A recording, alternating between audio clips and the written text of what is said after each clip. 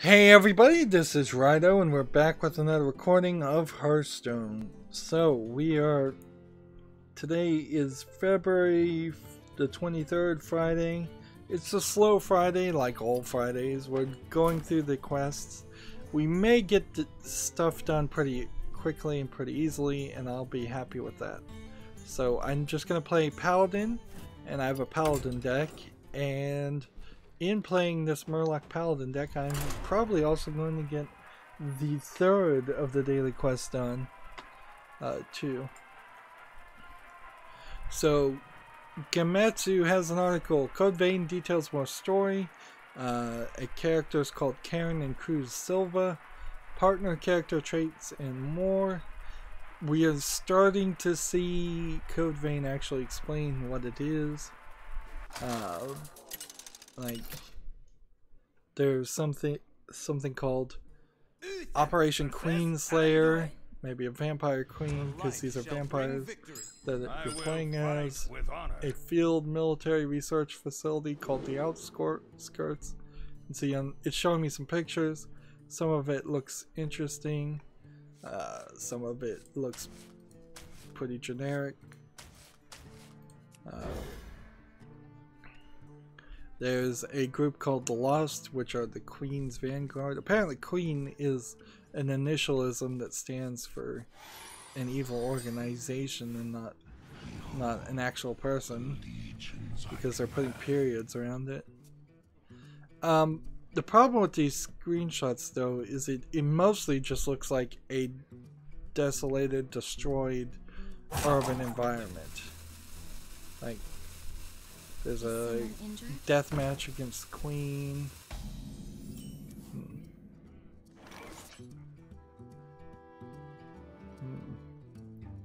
We're seeing some more stills, screenshots.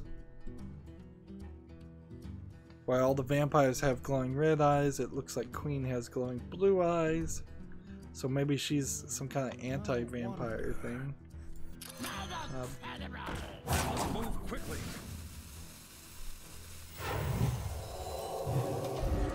I don't know why the game is giving me the rope already. So, Karen is one of the researchers who worked in the Queen Project, and Lewis's older sister. She died during the Queen's Rampage, but was immediately revived by a Revenant. She also participated in the Operation Queen Slayer, serves as a protective observer of the Revenant's return to death, and supports their fight. Someone called for it. Revenants, which are immortal, died and regenerated many times in the battle against Queen. Karen's role is the welcoming care and maintenance for Revenants that are regenerated, as well as battle support. So she acts as a nurse of sort, and that's what we're seeing. Cruz Sylvia, the girl that became the test subject of the Queen Project.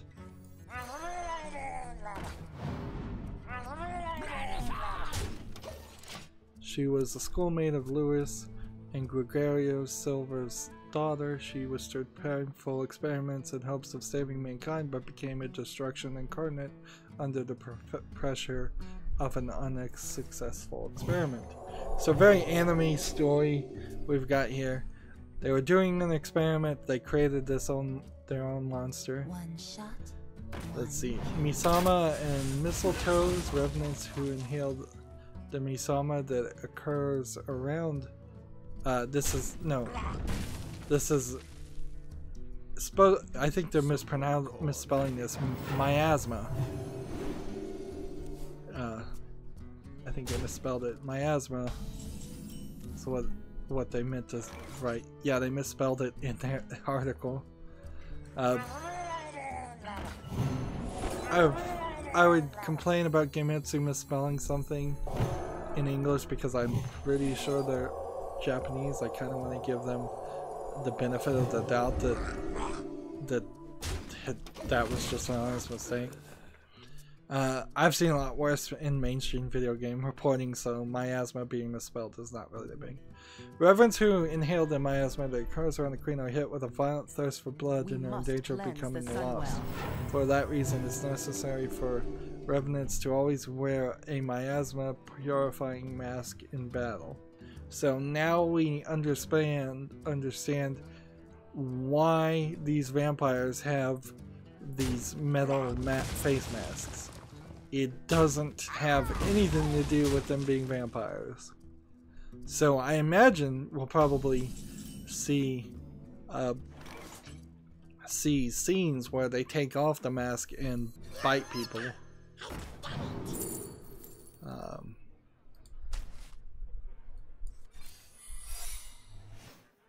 Yeah, I would not be surprised one bit if that's actually the case.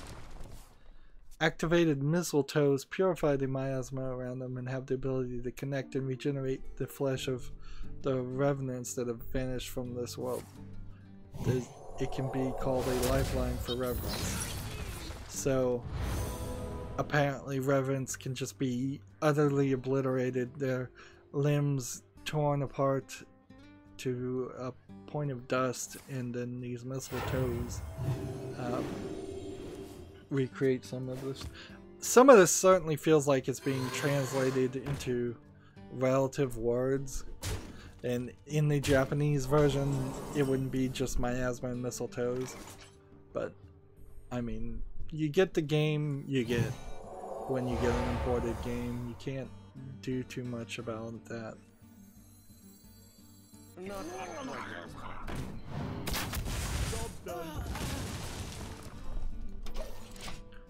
Let's see, each character's partner traits. A lot of this is information, but this is good information. Maya's partner trait. While Maya mainly fights with using a bayonet and keeps her distance from the enemies, she supports the player by strengthening their drain and gift performance. She is somewhat weak compared to other partners, but is good for players who want to utilize her support capabilities to actively defeat enemies. How many partners are there? A co-op gift trance time. A co-op gift can be used when Mia is your partner. It trades melee attack power in order to reduce the amount of Ichor stock consumed when using gifts for a fixed period of time.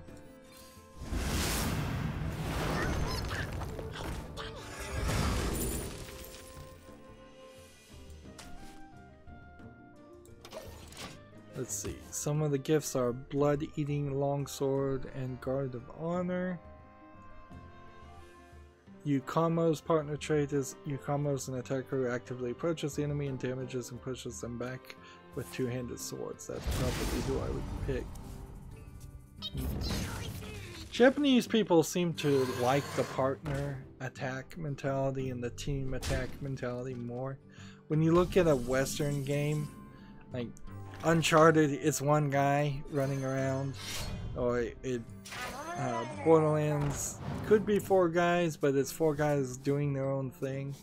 There's definitely a stronger desire for teamwork in Japanese games than Western games, which then opens the games to have new systems like co-op gifts. I'm gonna skip some of this though, because it's some pretty basic stuff. Like, some of them are going to be strong, some of them are going to be useful.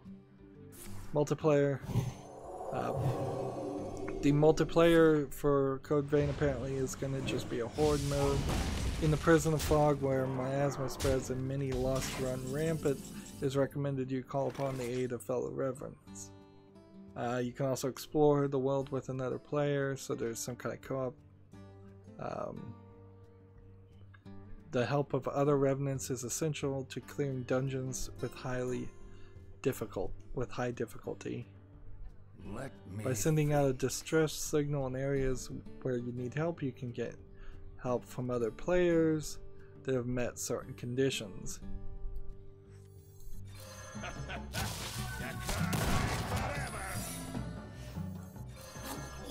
don't have enough mana for justice. Let's let's see, what else do we have? Only the other player's character will come to help. If your own partner will also remain alongside you. So the other player's partner won't come. The gifts used by your partner will also affect whoever comes to help. In Code Vein, you can freely combine gestures, stamps, and voices to create your own emotes and communicate with players. So, no like audio talking. Remember, Code Vein is kind of the next attempt at Dark Souls. So this game is kind of important. There are several types of emotes. These emotes look a little wonky, but they're alright. Code Vein is coming out for the PS4, Xbox One, and PC in 2018. And at least now we kind of know how the gameplay is going to work, and we kind of know what the story is. It's going to take a while, certainly. It is going to take quite a while. Wow. There's a way on Gametsu where you can browse games. And when I did it, it brought down this menu. When I hovered over browse games, it brought up this menu with, let's see, how many is that? Yeah, that's gotta be at least 40 different games zoomed in. Move quickly. I have never seen a video game news site work in that way, with the idea that you can just pull down and look for information about a specific game. They must have to constantly update that. Alright, we already talked about Hunt Showdown, so that's just a repetitive thing. The DICE Awards, I'm gonna see if I can try and find a list of all the DICE Awards and we can go through it just once.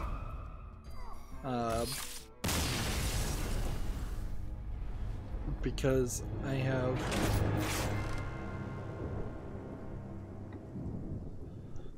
have several articles here that just kind of mention one person won this for this award.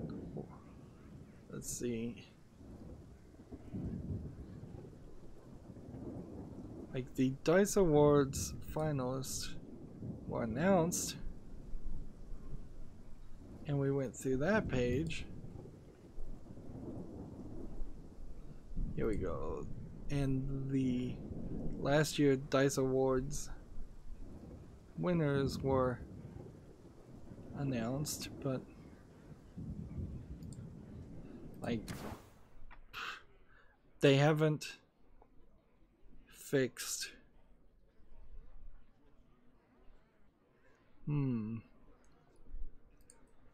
They haven't put a full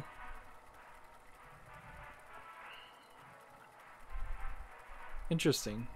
Greg Miller was allowed to host at the DICE Awards. That puts an interesting spin on it. Well, I guess we'll just have to go through the random things here.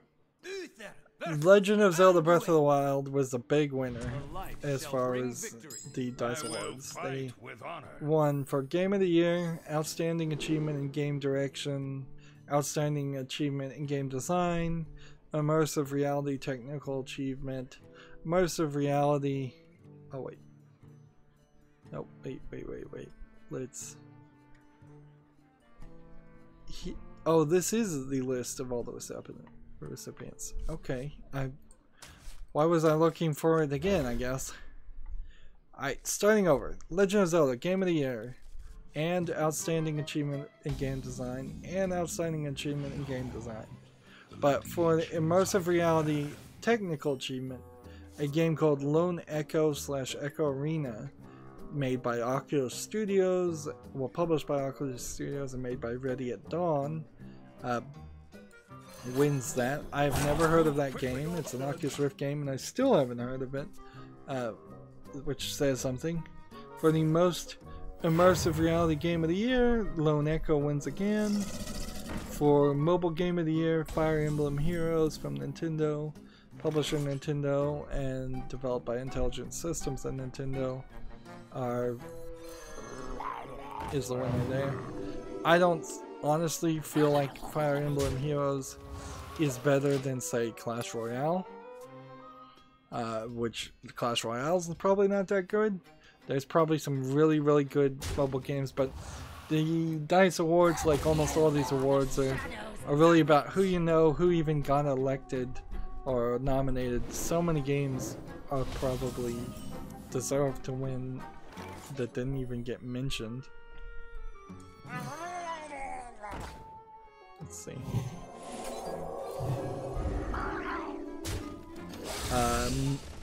We had Fire Emblem won Mobile Game of the Year, but Handheld Game of the Year went to Samus, Metroid Samus Returns for Nintendo, which I argue the Mercury System and Nintendo developed game isn't even that good.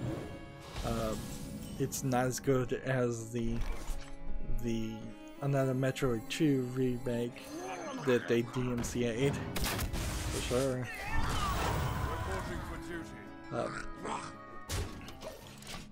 For the DICE Spirit Award, they gave it to Snipperclips, developer Nintendo, publisher SFB Games.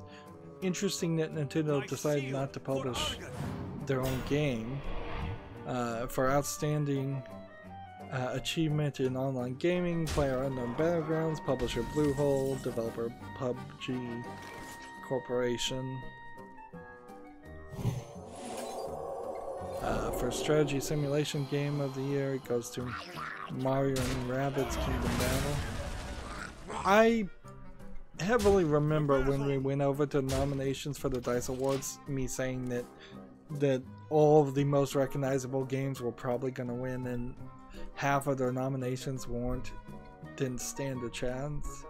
And that's exactly what it seems like is happening here. Sports Game of the Year, FIFA 18 from EA, published by EA.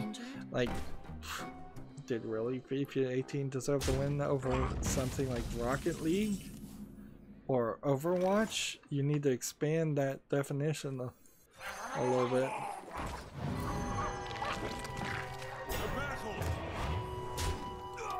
Role-playing Game of the Year, Nier Automata, by publisher Square Enix, developer Platinum Games.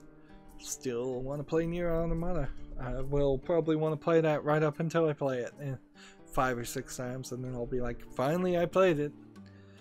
It's kind of odd to even call Nier Automata an RPG, though. It's not falling in line with your standard JRPG or even a Western RPG.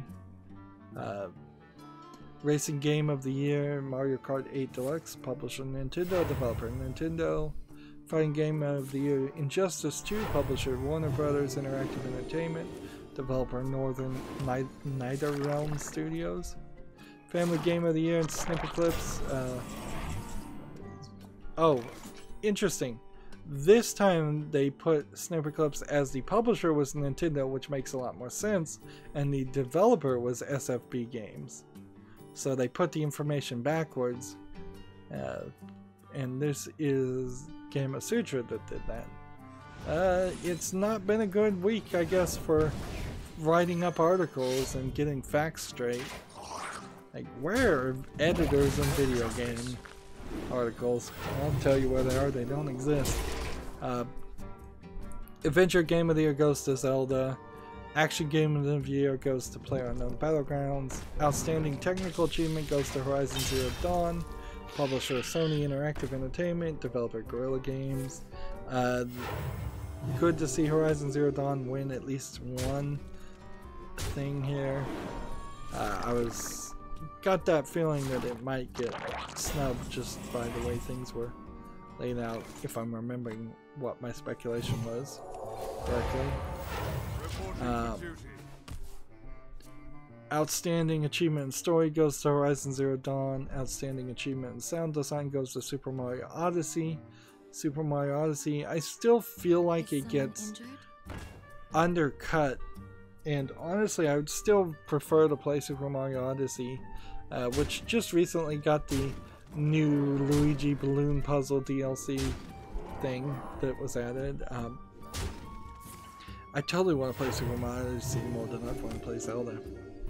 Zelda's open world elements are just daunting and not something I particularly want. And the fact that it doesn't seem like it really has any dungeons seems like you get too far away from an old school Zelda game then. Outstanding achievement in original music composition. It goes to Cuphead. Studio MDHR is the publisher and developer for that. Outstanding achievement in character is Hellblade Susuna's Sacrifice, which that kind of makes sense that they try to give Hellblade Susuna's Sacrifice at least something. That was published and developed by Ninja Theory. Outstanding achievement in art direction is Cuphead, which that makes sense. Outstanding achievement in animation is Cuphead again. A lot of these achievements are definitely overlapping each other, but I could also see instances in which you might want to give an award in animation to one game and an award to art design in the other game. So Rolling Stone has an article. Greg Miller and Jessica Chobot talk on hosting the DICE Awards. Kind of Funny Games, Greg Miller, Kind of Funny Games was the one that kicked out / didn't really support one of their members because he didn't have a liberal enough perspective, is how I remember the story. Like that's how I'm remembering that story. I'm probably misremembering the story, and so one of their members totally left video game content creation and commentary and criticism because the entire community shunned him. Nerdist.com is Jessica Chobot. Nerdist.com pretends like it's owned by, I've forgotten the guy who goes by the name Nerdist, but it's actually owned by a Chinese company, and they are certainly pushing for the nerd fans. Whether they really care about them or not is debatable. In a similar way that the way the Sci-Fi Channel was always kind of SYFY now, was pushing for nerd fans but never seemed to like it really cared about them. That's kind of what Nerdist feels like. It's also Geek and Sundry is the same Chinese company that owns Geek and Sundry, also owns Nerdist. Chinese production company. So Jessica Chobot, she does a good job as a face to when I was watching her videos, but I just got tired of watching her videos for daily news clips.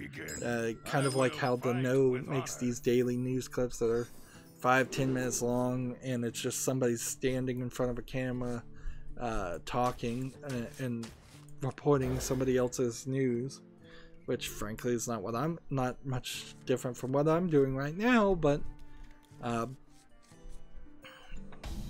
yeah, she's a good pretty face. I don't know if she actually cares about video games or not. She's a decent actress, and to be a host, that's about right.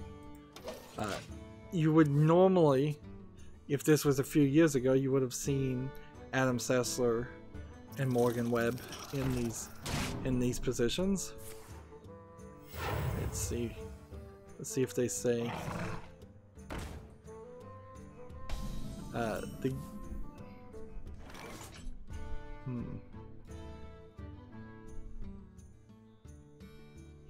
So Greg Miller got the offer to host because on Kind of Funny Games, they talked about hosting video games. I'm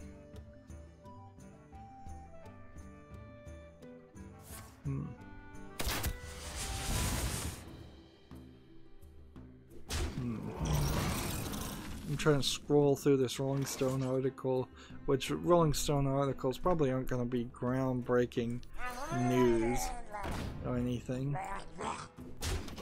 probably going to be mostly a flood place. Let's see. Well, it says, I'm used to playing to my audience, and I know the kind of funny audience.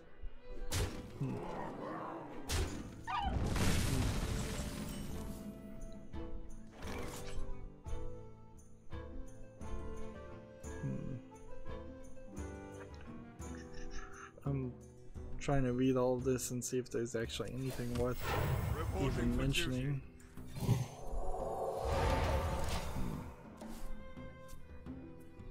There's a lot of text here. I have to applaud Rolling Stone for actually making an article out of an article. So many video game articles are barely 3 sentences, a paragraph, 2 paragraphs.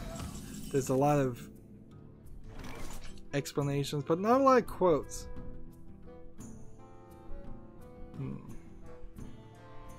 Here's the bottom quote. Here. The bottom 2 quotes. Quote, for the people winning the award, yes, I would hope it does come up, he said. So there must have been a question before this. I always feel that what award shows are great at doing is giving a voice to a group that needs to speak up, speak to each other, the developers, talking to other developers. I love the idea. This is a different quote, so this could be very possibly be, quote, mined to say something from 2 different quotes. I love the idea of the award winner getting up there and talking about representation or what the industry can do better. So, like all award shows, it's the Me Too Times Up movement.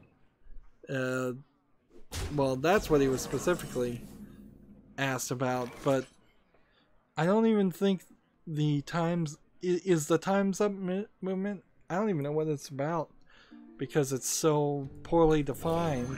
Is it about getting more minorities as in women, or minorities as in not white people in the industry of the movie industry? Or like the Me Too movement, I know, and that was clearly enough defined.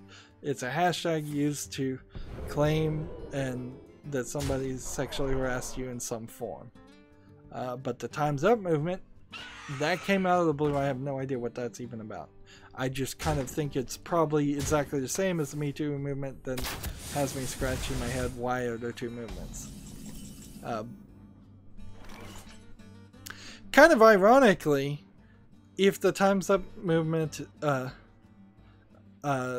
talk about, or if he loves the idea of an award winner getting up there and talking about representation or what the industry can do better, what they could do better and what they could do for representation is not kick out one member of Kind of Friendly Games from the entire industry of video game reviews because he has differing political opinions that really didn't even have anything to do with video games. But I mean, I'm really bringing up a rant here as much as anything else. This Rolling Stone article doesn't say much of anything. Moving on, Your Gamer has Bungie delaying Destiny 2 mod improvements and exotic reputation. Bungie has delayed a number of key improvements set to hit Destiny 2. I think we already talked about that. Since I don't really care about Destiny 2 too much, I'm going to go ahead and skip that. Furthermore, I'm a little tired of losing, so I'm going to come over here on this Tavern Brawl. Let's see if we can play a Paladin Tavern Brawl and maybe get some victories. Let's skip to the next article. I went through that really quick because I just don't care about Destiny 2. Nobody's going to care about Destiny 2. We'll give it 2 years. We'll start to hear about or have Destiny 3, and they'll just move forward, and it will just always be this mediocre series. Kind of in the same way that Mass Effect was this hugely ambitious game series that was supposed to come out every year and it just didn't succeed. Like in a weird way, Assassin's Creed is the annual series that is low quality, that has filled the need for the game industry to have a few annual series of games that are low quality. Call of Duty and some of the shooting games, same thing, annual series, low quality, but they have some heritage. I don't think you're going to be able to create yet another game series that is going to be low quality, though. I think you have to do something really good, and you have to continue to do something really good. I want to see the entire industry shift to, I made BioShock 1, I'm not going to make another game until I am interested and think it is high quality like BioShock 1. And that's a poor example, because that's not really what happened. Ken Levine, maker of BioShock 1, did make BioShock 1 and didn't really work on BioShock 2, which they came out a year later, maybe 2 years later with, and then he came out a year or two later after that point with BioShock Infinite. Some people might make the argument that it would have been better if it was just BioShock 1 and BioShock Infinite.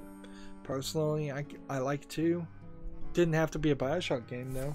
It could have been just something similar. Nobody really stole half the ideas you could have stolen from that that game. Reporting for duty. For justice. Hit this. Weapons ready. Let's see, Ubisoft details and delays Assassin's Creed Origins' next piece of DLC. The Curse of the Pharaohs will take slightly longer than expected to arrive. I want to watch the trailer here. Yeah, they're showing for the trailer, it's MC17. Like, actually, I'm gonna go back and just pause here for a moment. Not MC, but mature 17 plus for ESRB rating. That's for the trailer and the game, I think, because I don't think ESRB rates trailers differently. Movie theaters actually do. You can have a trailer for a game, a movie that's like NC-17, but the trailer itself is E for everyone. It's kind of a silly thing that you would never actually attempt, but you might make a PG-13 trailer for an horror movie. So the game has blood and gore, drug references, intense violence, nudity, sexual content, strong language, and use of alcohol. This is the game, Assassin's Creed Origins, that they want in every kindergarten, in every middle school, in every high school. That's what they want, although they want the educational version. So because Origins is now just this open world RPG, and it does have horse riding. Boy, do I miss horse riding in Revelations. You are so slow running around without a horse. There's kind of like these, what would you call, champion level monsters and enemies, like mostly enemies, but some of them are monsters too.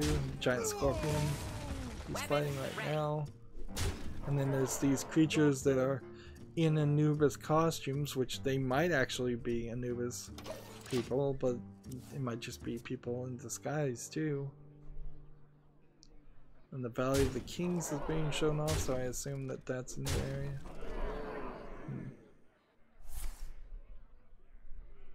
The fact that they put in this mysticism into the Assassin's Creed Origins world is confusing, because like, where does that come from and where does that fit into the Assassin's Creed series? Where is the bleeding effect? You're still, I believe, in the Animus when you're playing Assassin's Creed Origins, although that's barely touched upon. Where are the ancient aliens? How do they fit in there? Are all of these Egyptian gods actually ancient aliens, or or are they just expanding the world to say that the world it has not only gods as creatures running around like the ancient Egyptian gods, but also ancient aliens? Man, I just saw the skill tree on the Origins. Man, that is big. I don't know if this video is looping or if they're just showing me the same content twice. You know, in all honesty, I could see myself getting frustrated with playing Assassin's Creed Origins just because of how different it is. I've invested playing at least 4 60-hour games now by playing up to Revelations, and I've played all 4 of those games twice, so you're talking 480 hours of commitment that I've spent on the Assassin's Creed series, at least. Probably closer to 500 or 600 hours of investment to come into Origins and just say, okay, now everything is different and nothing before matters. That frustration alone, even though I know Origins is pretty good, might just push me not to want to play it. They should have just given it a different name. And I wouldn't be surprised if they tried something like that, where they pushed Origins into something else. So the next game that kind of is an Assassin's Creed game, it becomes this, becomes something else, where perhaps it's just called Origins, or Creed Origins, or just Origins 2.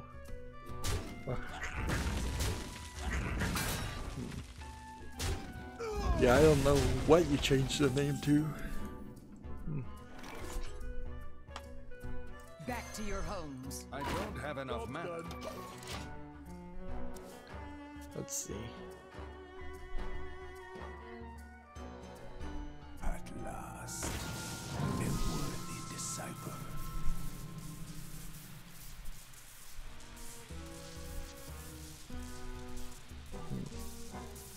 So, your gamer, I mean PC Gamer, is explaining the Curse of the Pharaohs DLC is the opposite of Discovery Mode, in that it's taking you to battle undead pharaohs, Anubis-like guards, and giant scorpions, the fake stuff. Curse of the Pharaoh map is vastly new territory filled with surprises, they say. The main character's name is Bayek, so I don't think that would be particularly a great name.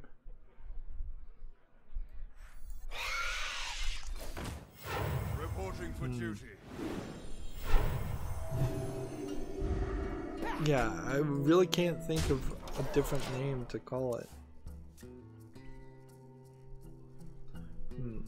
The DLC was originally supposed to come out March 6th, now it's going to come out March 13th, so they're only really pushing back a week right now.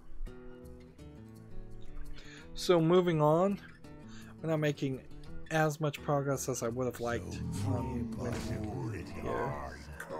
And I don't know if I could really challenge anybody on the European account. Funcom is counting down to a new game reveal. It's probably not a Stalker MMO, but it kind of looks like one. Let's see. Funcom is the MMO studio behind Age of Conan, The Secret World, and Conan Exiles. And the fact that they're counting down kind of tells you they are done with Conan Exiles. And they kind of failed totally at that. Just a poor way to develop and release a game, in my opinion. Death does not scare me. To battle.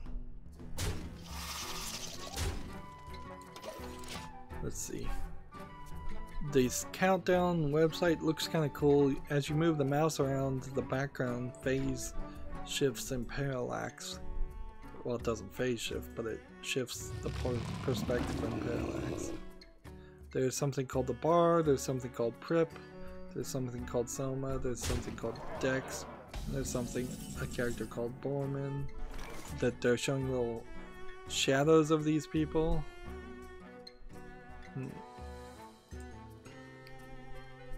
So, I don't know, like, after you see the poor development and release of the previous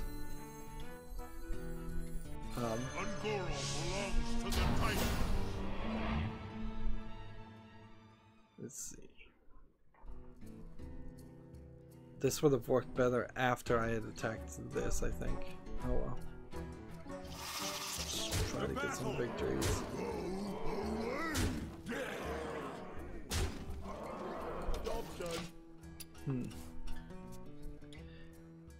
Yeah, it's a shame Conan Exiles failed. I'd like to see some of those Conan Exiles assets. I mean, there really isn't even that much you could do with it. PC Gamer has an article. Ivy and Zaza Lamel have been confirmed for Soul Calibur 6. So Ivy is one of the characters I find most recognizable for Soul Calibur, wearing a strange bikini in purple and using a whip weapon. Buying or selling. She also has bright red lipstick too, so there's that Freudian slip there. And Zazamel is a character I don't recognize at all. He looks like he's kind of a guy all in white, maybe a mummy character with a Reaper Sai. And the Soul Calibur games are always people with weapons.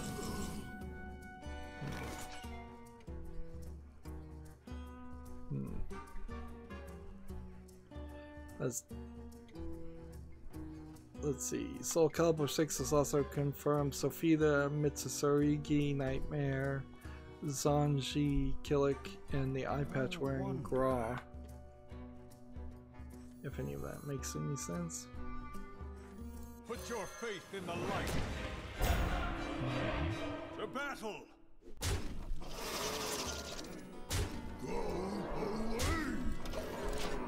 So, all the characters that you probably want in a Soul Calibur game will work. I'm a little confused. Like, Soul Calibur probably is a game I could...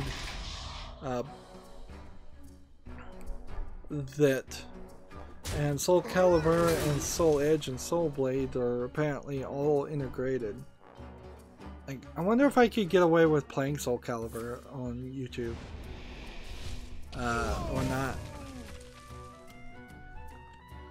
Maybe, maybe not. I think probably.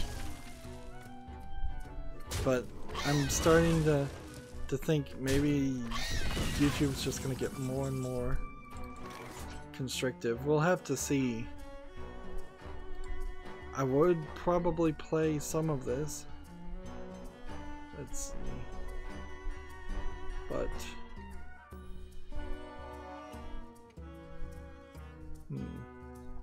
I don't know how we would do this. For justice.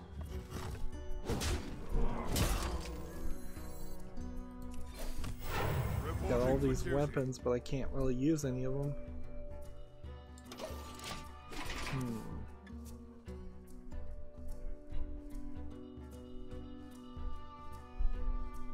Soul Calibur.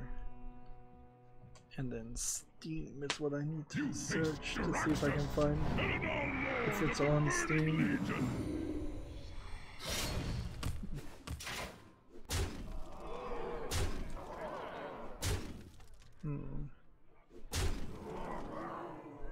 Soul Calibur 2 doesn't seem like it comes out. Yeah, I'm looking for the phrase Soul Calibur on Steam, and the game that's coming up is X-Blades, which is not Soul Calibur.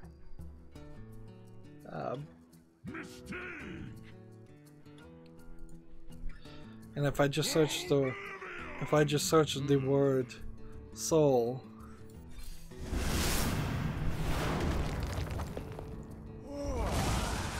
For justice. Reporting for duty. too many games come up. To battle.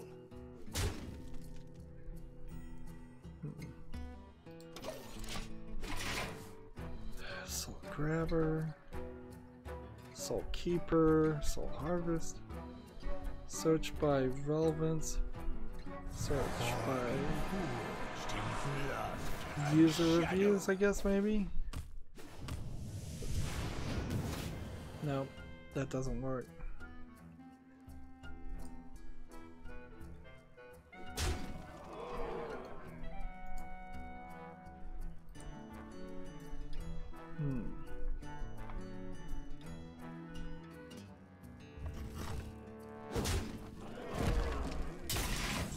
So, Soul Edge was an arcade PlayStation 1 game. Soul Calibur was a Dreamcast Xbox Live game in 2008. Soul Calibur 2 is GameCube, PlayStation, and Xbox. Alright. Let's try this. We do For justice. this. We do this. Reporting for We duty. do this. And we do this. To battle. To battle. I had enough to do that to would have helped. Let's see, Soul Calibur 3 arcade PlayStation 2, Soul Calibur Legends was a Wii spin-off title, Soul Calibur 4 was a PlayStation 3 Xbox 360 game. I played one of these, I think the maybe Legends or Soul Calibur 2 on the GameCube. Broken Destiny is a PlayStation Portable spin-off. Soul Calibur 5 is PS3 Xbox 360, Soul Calibur 2 HD Online, Xbox Live, PlayStation Network. Soul Calibur Lost Souls, and for PlayStation Network, free-to-play game based on Soul Calibur 5. Soul Calibur Unbreakable Soul 2014 iOS game, and Soul Calibur 6 is coming to the Microsoft Windows.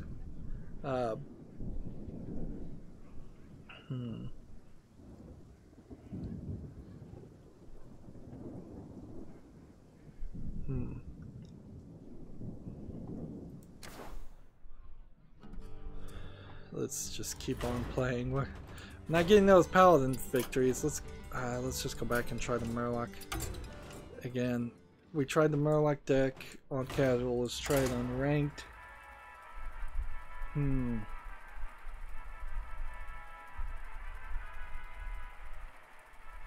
So when I click on Soul Calibur 6,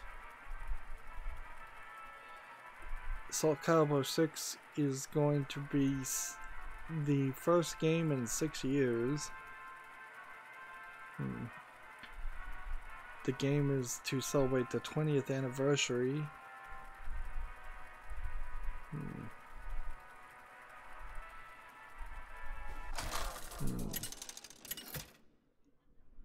But well, it says it's coming out for Microsoft Windows. We're just gonna have to wait. It's coming out from Bandai Namco though, so there's a decent chance it will come to Steam. And it's hit that point where I was following Gaming Grumps on Twitter. It's time to mute them. There's nothing super offensive on what they're posting. From what I've seen, it's just they're not posting anything informative or useful, and I'd like to keep my content a little bit, my feed a little bit more controlled. Here's a big story. I should have broken up this recording. This will be the last game of this recording. Metal Gear Survive is garbage, and it's even more garbage than that. It has scuzzy, to quote Rock Paper Shotgun, scuzzy microtransactions. So if you have a save file and you want another save slot, you have to pay effectively $10 to get that. Real world money. You have to pay the in-game currency, which probably means you have to get real world money to get emotes and buy a boost. The game is crawling with microtransactions. Let's see. $10 to buy a second character slot, or $2 for a one-day temporary boost to level up your guys. And this is for a game that cost $40 up front. So, I mean, I don't know what argument you're really making there, because there's plenty of $60 games like Battlefront that are also doing that. So that's not the best argument. There's really no reason why you'd want to play Metal Gear Survive anyways. But it's pretty crazy. You can spend 99 cents well, you can spend $10. If you buy in bulk, you get more than if you buy in small increments. It's just ridiculous. Currencies on top of currencies to confuse things.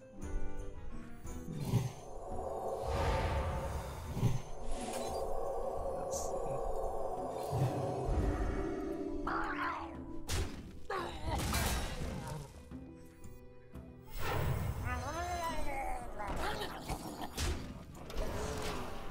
Yeah. Jim Sterling put it pretty simply. It seems like Hideo Kojima, when he left the Konami and went to move on to make Death Stranding, he took all the talent with him. If arguably there is any talent there, which I think there is. So many possibilities. So, yep, that's the end of that, I suppose.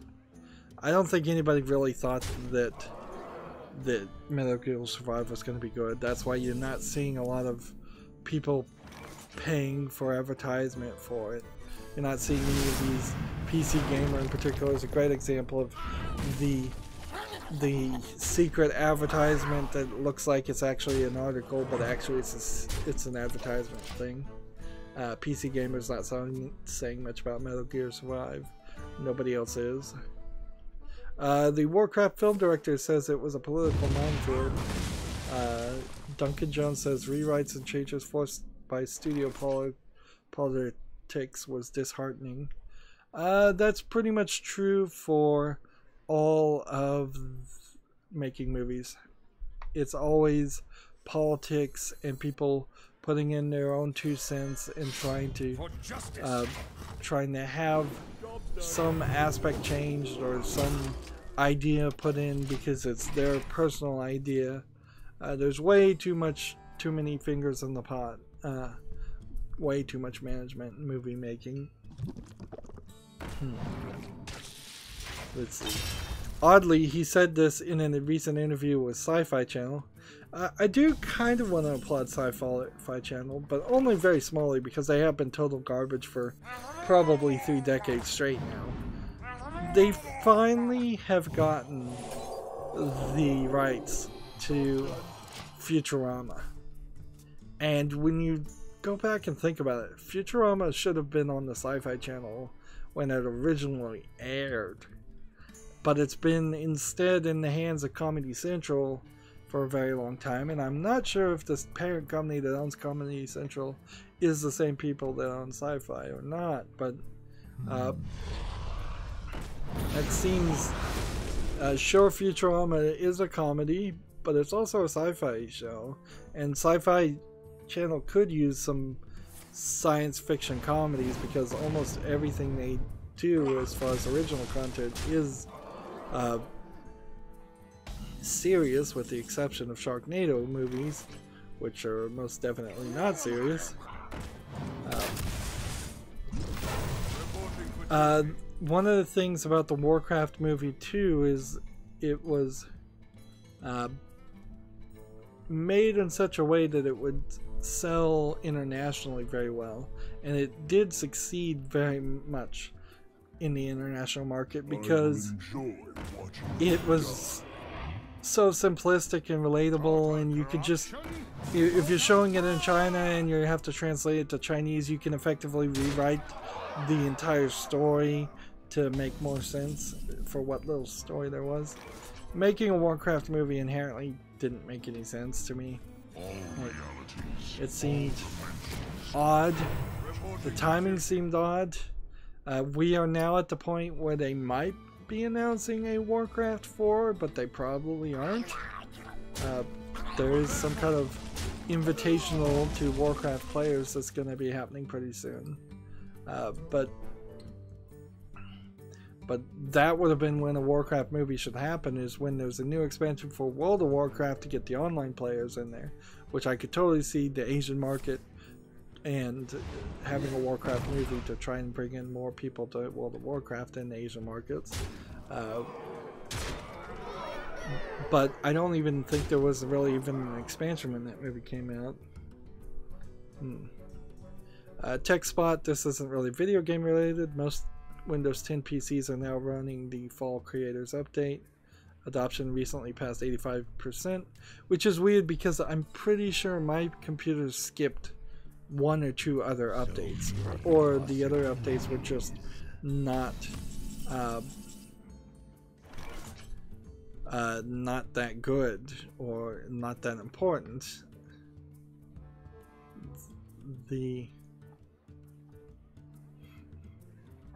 What was I talking about?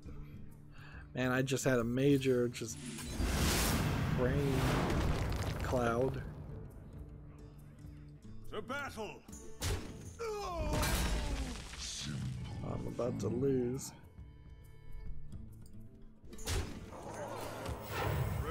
And if I could have just done one more damage.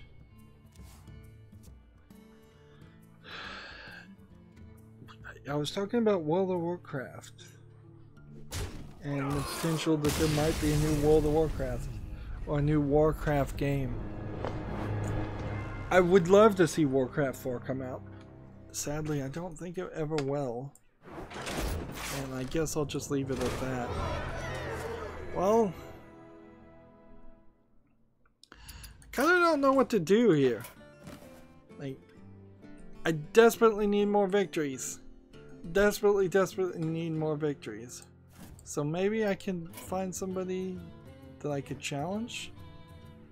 Like this guy's new. Maybe I could challenge him to a standard deck, and we could play in the next recording. That's gonna be it for this recording. As always, I ask you to like, share, subscribe, comment, and watch every second of my videos. If you want to friend or follow me on basically any social media sites, there's a whole bunch of links down below. Thank you for watching. Have a good evening.